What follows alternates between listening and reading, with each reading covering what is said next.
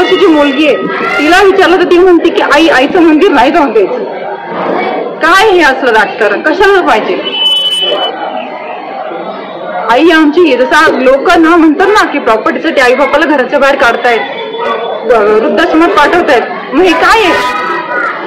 आई आपली आई रुपीनगर तळवडे वासियांची आई आहे, तिला तुम्ही बाहेर करताय फक्त डीपी रस्त्यासाठी. आपलं घाण राजकारण करण्यापेक्षा ना विकास करा. बरेच लोक उपवास अधिक